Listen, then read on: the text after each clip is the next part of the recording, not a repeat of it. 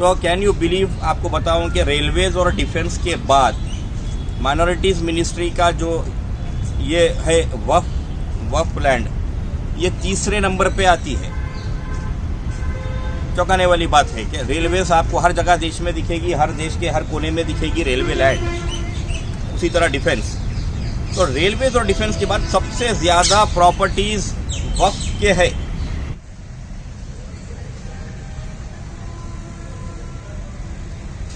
रजा sir, जिस तरीके से आपने तेलंगाना स्टेट वक्फ बोर्ड को एक्सप्लेन करा है और हम देखते हैं कि सेंट्रल वक्फ बोर्ड भी है, तो दोनों में फ़र्क क्या है, आप बता सकते हो? देखिए, आपने जो सवाल किया है सेंट्रल वक्फ काउंसिल, ये भारत सरकार का विषय है। सेंट्रल वक्फ काउंसिल यानी गवर्नमेंट ऑफ इंडिया ये कोशिश में लगी है कि भाई आपके जो ऑल इंडिया वक्फ के प्रॉपर्टीज़ है उसको यूनिफाई किया जाए, उसको एक प्लेटफॉर्म पर लाया जाए।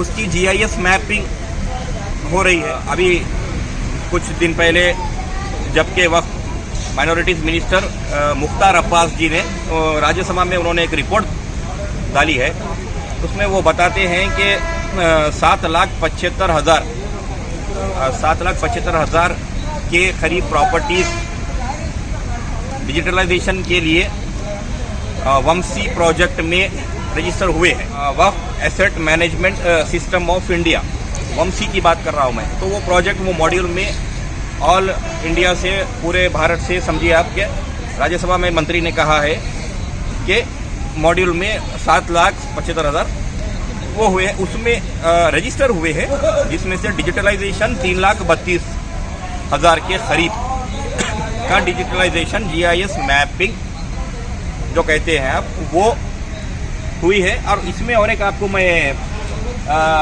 ये बात आपको बताऊं कि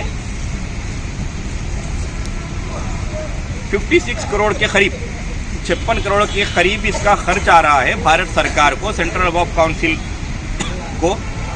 ये GIS मैपिंग के लिए जो बीड़ा उठाया है गवर्नमेंट ऑफ इंडिया ने, तो ये प्रोजेक्ट IIT रुड़की और अलीगढ़ मुस्लिम यूनिवर्सिटी, ये दो से प्रोफेशनल्स को हायर किया गया है और 56 करोड़ रुपए खर्च करके वंशी प्रोजेक्ट पर सेंट्रल वक्फ काउंसिल काम कर रहा है। तो भारत की सरकार ने शहरी वक्फ संपत्ति विकास योजना, ये एक मॉडल निकाला है, जिसमें केंद्र की सरकार, भारत सरकार का ये बोलना है कि ये जो वक्फ के जो प्रॉपर्टीज़ है, जो वाइट प्रॉपर्टीज़ है, जो ऑन कंट्रोल है, जो एनक्रोच नहीं हुए हैं, उसको भारत सरकार ये कहती है कि भाई हम कुछ फंड्स देंगे। उसका एक कैपिटल रखा भी गया है और स्टेट्स को ये कहा गया है कि भाई आप भी कुछ उसमें वो करिए, कंट्रीब्यूट करिए, और ये जो वक्त के जो ओपन प्रॉपर्टीज़ है उस पर आप कमर्शियल बिल्डिंग्स बना दीजिए, हॉस्पिटल्स बना दीजिए, फंक्शन हॉल्स बना दीजिए, और उसका जो रेवेन्यू होगा तो वो जो है वक्फ के रोटेशन में लाइए, आपकी कम्युनिटी के लिए लाइए। तो यहाँ पे शहरी वक्फ को गवर्नमेंट ऑफ इंडिया ने एक अलग उससे देखा है, क्योंकि भाई शहरों में, सिटीज़ में कमर्शलाइजेशन ज़्यादा रहता है, मनी फ्लो। और एक बात बड़ी चौंकाने वाली ये बताऊँ कि भारत में जितने विभाग हैं जिसके प्रॉपर्टीज़ होते हैं, होम मिनिस्ट्री है, सिविल एविएशन है, IT मिनिस्ट्री है, फाइनेंस मिनिस्ट्री, लेकिन वक्फ मिनिस्ट्री में जो प्रॉपर्टीज़ है, जो लैंड है, छोटे बड़े प्रॉपर्टीज़, तो कैन यू बिलीव, आपको बताऊं कि रेलवेज और डिफेंस के बाद माइनॉरिटीज़ मिनिस्ट्री का जो ये है वक्फ लैंड, ये तीसरे नंबर पे आती है। चौंकाने वाली बात है कि रेलवेज आपको हर जगह देश में दिखेगी, हर देश के हर कोने में दिखेगी रेलवे लैंड। उसी तरह डिफेंस, तो रेलवेज और डिफेंस के बाद सबसे ज़्यादा प्रॉपर्टीज़ वक्फ के है इंडिया में। तो इसी तरह तो तेलंगाना का अगर आप वक्फ वो देखेंगे कंपैरिजन, तो तेलंगाना ज़रा उसमें वक्फ में प्रॉपर्टीज़ इन वक्फ रजिस्टर्ड अंडर वक्फ में थोड़ा पीछे है कंपैरेटिवली। वेस्ट बंगाल, उत्तर प्रदेश, कर्नाटक, ये लोग आगे है।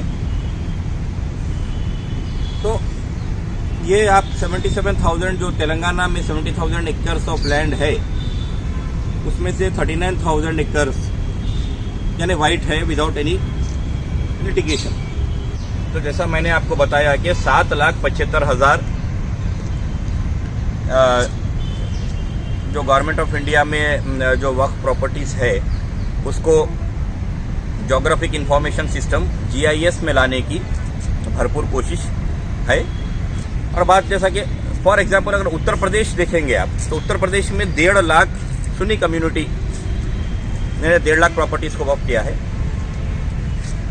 और उसी तरह उत्तर प्रदेश में अगर शिया कम्युनिटी की बात करें तो तकरीबन 12,229 प्रॉपर्टीज शिया कम्युनिटी ने उत्तर प्रदेश में वक्फ किया है। तो यहाँ पे आपको ये समझ में आ जाएगा कि मैं सिर्फ उत्तर प्रदेश का सैंपल ले रहा हूँ आपको। तो उसी तरह 6 लाख एकड़ गवर्नमेंट ऑफ इंडिया की वक्फ संपत्ति है। 6 लाख एकड़ में आपको बताऊं कि 4 लाख वक्फ प्रॉपर्टीज रजिस्टर्ड है। 4 लाख वक्फ प्रॉपर्टीज। तो आप ये इसमें वो समझिए कि प्रॉपर्टीज और एकर्स कुछ अलग विषय होता है। एकर्स का क्लासिफिकेशन अलग है और मैं जो 4 लाख प्रॉपर्टीज रजिस्टर्ड है जो बोल रहा हूँ बार बार, तो उसका मतलब आप ये समझिए कि 4 लाख प्रॉपर्टीज छोटे बड़े वो चाहे जो भी हो, स्क्वायर यार्ड, स्क्वायर फीट, तो सब मिला करके 4 लाख प्रॉपर्टीज रजिस्टर्ड है ऑल ओवर इंडिया। और 6 लाख एकड़ के करीब प्रॉपर्टी टोटल इंडिया में बिलोंग करती है वक्फ की। तो ये वक्फ काउंसिल की जो आपसे बातचीत जब से चल रही है, तो उसमें यही है कि मैं आपको बताऊं कि वो एक बॉडी है, उसमें पूरे मेंबर्स एक्टिव मेंबर्स है। वो अपना inspection under the supervision of ministry of minorities government of India के तहत तो वो लोग काम करते रहते हैं। साइट विजिट्स होते हैं उनके, तेलंगाना से भी है। तो वक्फ काउंसिल मेंबर है जनाब हनीफ अली साहब, अभी मौजूदा है। तो ये आपको मैं कंक्लूडिंग बात ये बताऊं कि ऐसा नहीं है कि खाली वक्फ की प्रॉपर्टी एनक्रोच होती है, ऐसा कोई वो नहीं है। प्रॉपर्टीज एनक्रोच होती है, हमें पता है। रेलवेज की प्रॉपर्टीज एनक्रोच होती है, फिर वो लिटिगेंट हो जाती है कई जगहों पर। तो ये तो जब तक आप उसमें उतरेंगे नहीं, उसका हिस्सा नहीं बनेंगे, तो आपको वो समझ में नहीं आएगा। तो कैमरे मैं भी कुछ बोल दूं कि भाई ये वो नहीं हो रहा है, ये फला नहीं हो रहा है, तो बात वो नहीं है। आप नौजवानों को बता रहा हूं कि आप कोई ऐप बनाइए,